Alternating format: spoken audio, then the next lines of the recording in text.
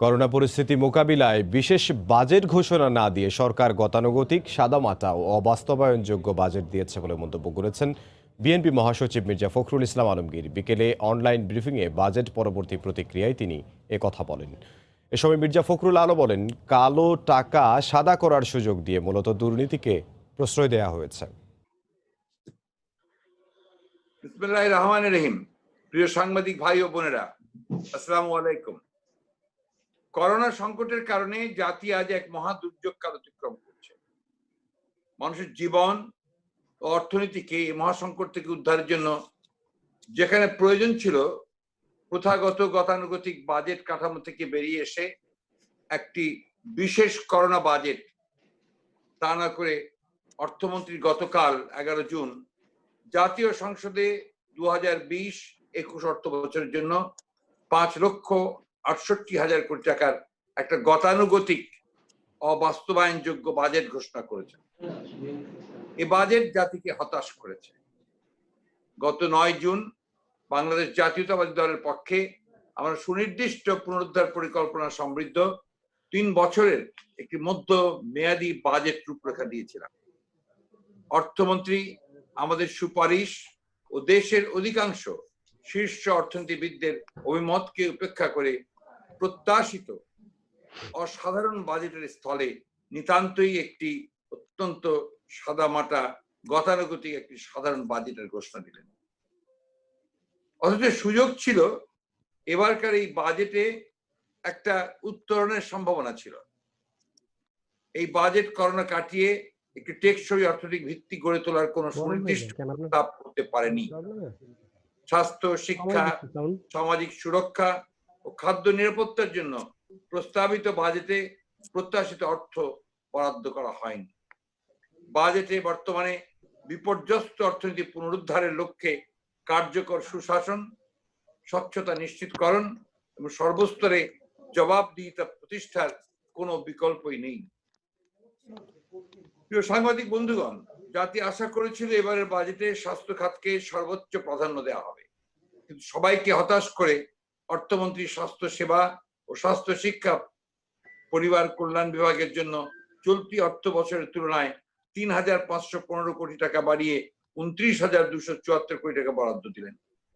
এছাড়া করোনা মোকাবেলায় 10,000 কোটি টাকা বরাদ্দের প্রস্তাব করা হলেও স্বাস্থ্য খাতে বরাদ্দ দেওয়া হলো জিডিপির মাত্র 1.3%। অথচ স্বাস্থ্য খাতে আমরা জিডিপির 5% বরাদ্দের প্রস্তাব করেছিলাম। স্বাস্থ্য মন্ত্রণালয় এর চেয়ে অধিক অর্থ অ্যাবজর্ব করতে পারবে না এমন খোঁড়া যুক্তিতে স্বাস্থ্য খাতে অধিক বরাদ্দ দেওয়া হয়নি বলে বলা হয়েছে। স্বাস্থ্য মন্ত্রণালয়ের সক্ষমতা সৃষ্টি করে প্রয়োজনীয় অর্থ বরাদ্দ করাই ছিল প্রত্যাশিত। বড় কথা, বরাদ্দ যাই থাক না কেন, প্রয়োজন স্বচ্ছ দুর্নীতিমুক্ত ব্যবহার। সে বিষয়ে বাজেটে কোনো দিক নির্দেশনা নেই।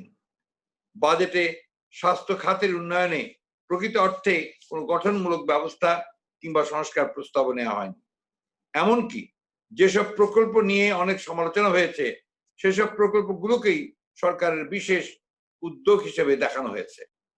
অথচ পরিবহন খাত ও বিদ্যুৎ খাত সহ যা এই মুহূর্তে প্রয়োজন ছিল না। সরকারি ভাষ্য মতে বর্তমানে বিদ্যুতের স্থাপিত ক্ষমতা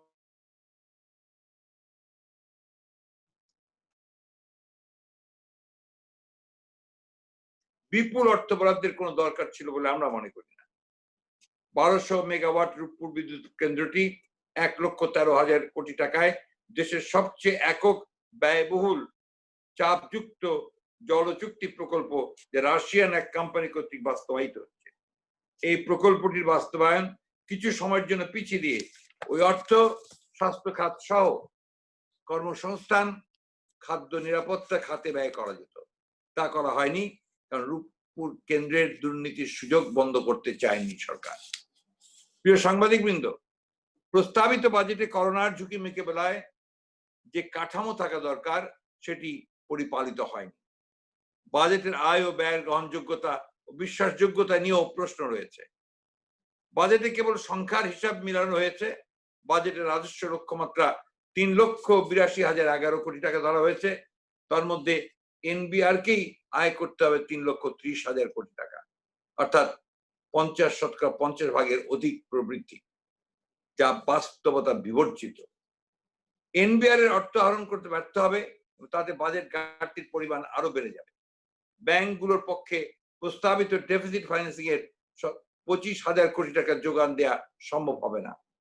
এনবিআর এর পক্ষে এত বিপুল রাজস্ব আহরণে ব্যর্থতা, ব্যাংকগুলোর পক্ষে ঘাটতি অর্থায়নে অক্ষমতার কারণে বাজেট মুখ থুবড়ে পড়তে বাধ্য।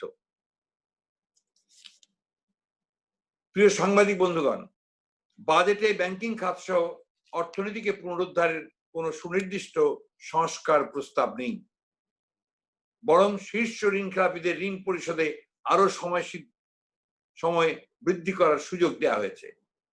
এটা তো কোনো সংস্কার নয়, যা ব্যাংকিং খাতকে আরো সংকটের দিকে ঠেলে দেবে, আর্থিক শৃঙ্খলা আরো ভেঙে পড়বে।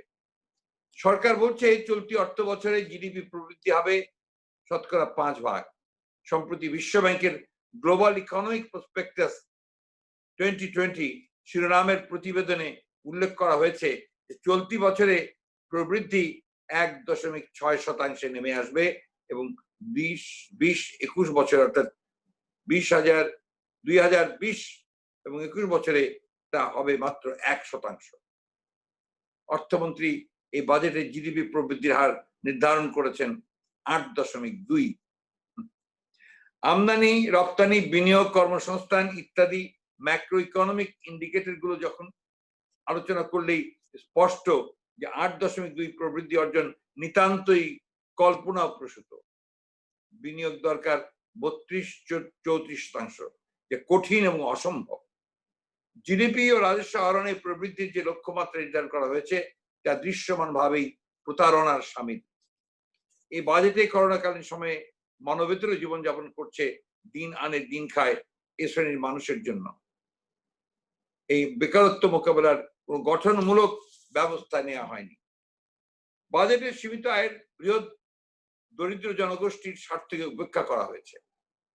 করোনায় সাধারণ মানুষের আয় ঝুঁকি বাড়লেও সামাজিক নিরাপত্তা ও কল্যাণে বরাদ্দ আগের অর্থ বছরের তুলনায় কমেছে 0.2%, যা মোট বাজেটের 4.7%।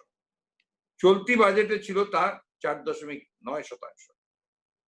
পল্লী সমাজসেবা কার্যক্রমের জন্য প্রণোদনা প্রদান করা হবে মাত্র 100 কোটি টাকা, যা নিতান্তই অপ্রতুল।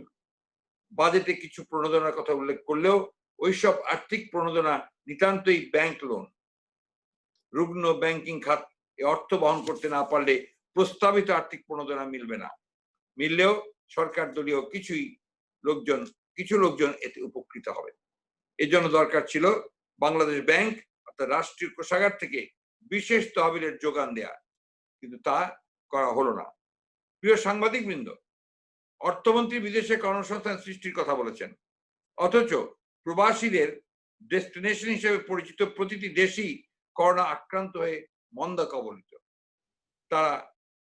তাছাড়া কর্মহীন প্রবাসীদের দেশে পুনর্বাসন আত্মনির্ভরশীল করে তোলার কোন সুনির্দিষ্ট দিক নির্দেশনা নেই এই বাজেটে। বাজেটে পোশাক খাতের অস্থিরতা কাটানোর জন্য কোনো ব্যবস্থা নেওয়া হয়নি। 6 মাস থেকে 1 বছরের মধ্যে গার্মেন্টস গুলো ফিরে দাঁড়াতে পারে, কিন্তু এই সময়টুকু টিকে থাকার মতো সাপোর্ট তাদের দিতে হবে।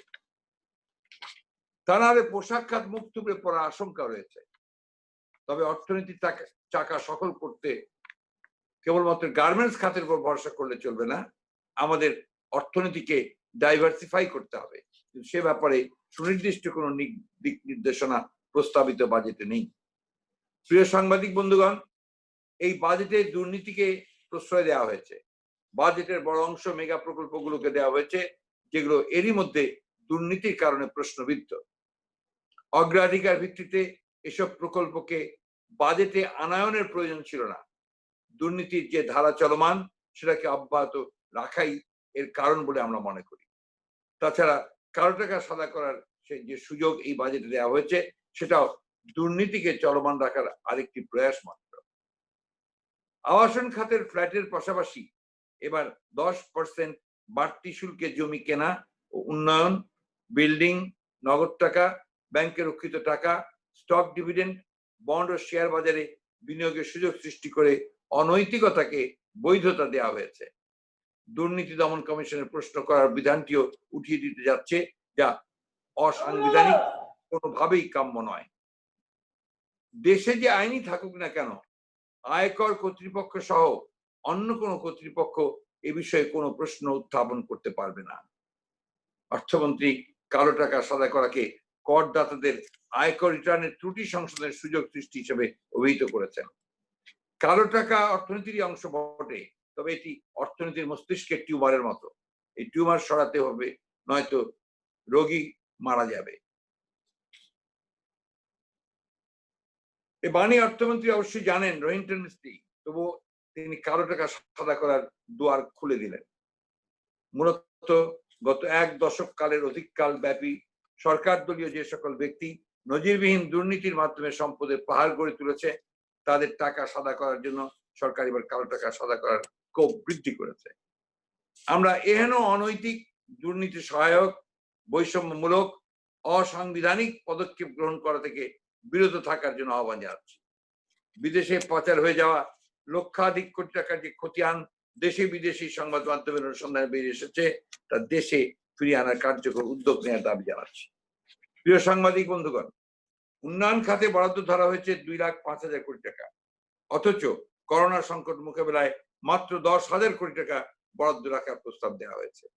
এই উন্নয়ন খাত থেকে 1 লাখ কোটি টাকা করোনা সংকট মোকাবেলা দেওয়া যেত, কারণ উন্নয়ন খাতে শুধু লুটপাট হয়। অর্থমন্ত্রী বিদ্যুৎ ও জ্বালানি খাতে 26,758 কোটি টাকা বরাদ্দের প্রস্তাব করেছে। বিদ্যুৎ খাতে 8,000 কোটি টাকা ভর্তুকির প্রস্তাব করা হয়েছে, যার অধিকাংশ যাবে বিদ্যুৎ উৎপাদন না করেও বেসরকারি রেন্টাল প্ল্যান্টগুলোকে ক্যাপাসিটি চার্জ পরিশোধ করার জন্য, যা নিতান্তই অনৈতিক। প্রিয় সাংবাদিক বন্ধুগণ, বাজেটে পানি সম্পদ মন্ত্রণালয় দুর্যোগ ব্যবস্থা খাতে বরাদ্দ কমিয়ে দেওয়া হয়েছে, অথচ এখনো আমফানের ধকল চলছে। উপকূলীয় বাঁধগুলো মেরামত হয়নি, লক্ষ লক্ষ মানুষ জলাবদ্ধ রয়েছে। অপরদিকে সামনে আরো সংকটময় পরিস্থিতি আসতে পারে, বিশেষ করে করোনার সেকেন্ড শক, যা অনেক দেশেই হচ্ছে। এমত অবস্থায় এই দুই মন্ত্রণালয়ের বরাদ্দ হ্রাস করা উচিত হয়নি বলে আমরা মনে করি।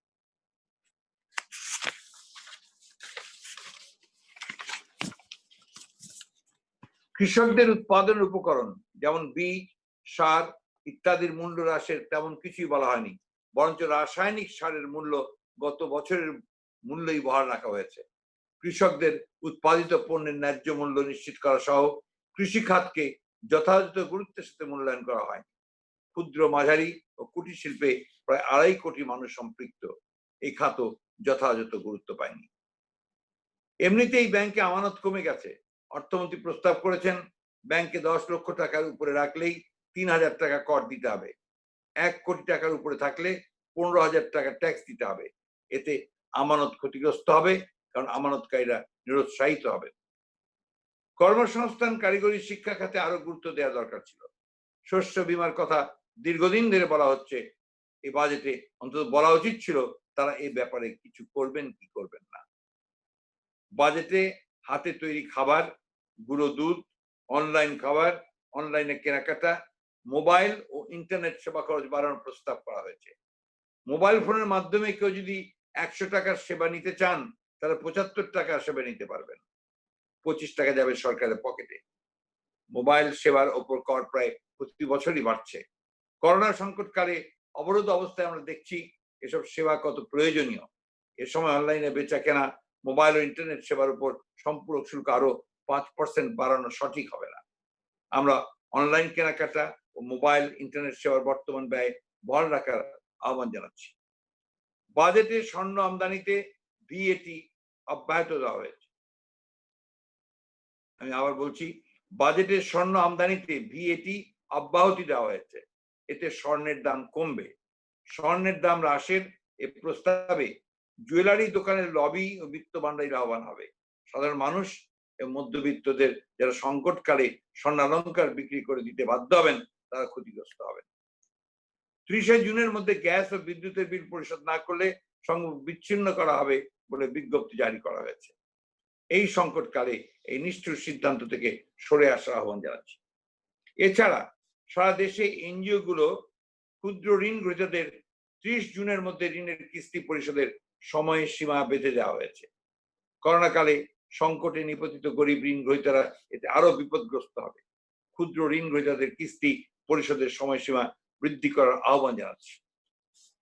আমরা এর আগে প্রস্তাব করেছিলাম, আমাদের যে প্রস্তাবনা দিয়েছিলাম তার মধ্যে বলেছিলাম যে আয়কর অ্যাডভান্স ইনকাম ট্যাক্স পেমেন্ট যেটা, এটাকে স্থগিত করে সঠিক সময় বা তারও কিছুদিন সময় দেওয়া ভালো হতো, কিন্তু সেটা আবার বিজ্ঞপ্তি দেওয়া হয়েছে যে 30 জুনের মধ্যেই অ্যাডভান্স ইনকাম ট্যাক্স পে করতে হবে।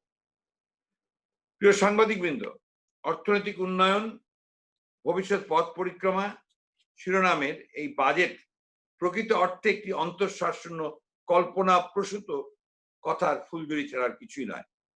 এই বাজেট মানুষের আশা পূরণ করতে পারেনি, শুধু নয় এই বাজেট মানুষকে আরো কষ্টে ফেলবে। এই বাজেট জনবান্ধব হয়নি।